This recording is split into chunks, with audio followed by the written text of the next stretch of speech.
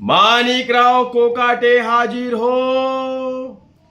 माणिकराव कोकाटे हाजीर हो. ऐकलं? राज्याच्या मंत्रिमंडळातले कृषी मंत्री असलेले एक जबाबदार व्यक्ती माणिकराव कोकाटेंना कुठल्याही क्षणी अटक होण्याची शक्यता या बातम्या टीव्हीवरती मी ऐकल्या आणि वास्तव आहे. त्याच्या पाठीमागचं कारण वगैरे, त्याच्या पाठीमागचे आरोप वगैरे जे काय असतील ते असतील, पण 1 रुपयामध्ये भिकारी पण घेत नाही, तुला विमा मिळतो फुकटचा, असं शेतकऱ्याचे धिंडवडे काढणार आहे.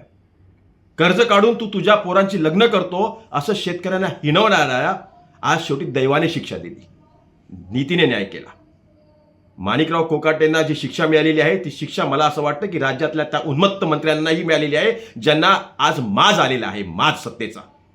आणि म्हणून सांगतो, येणाऱ्या आगामी महानगरपालिका निवडणुकामध्ये अजितदादा आघाडी करायच्या अगोदर अशा नालायक मंत्र्यांचे राजीनामे घ्या आणि मग आघाड्या करा.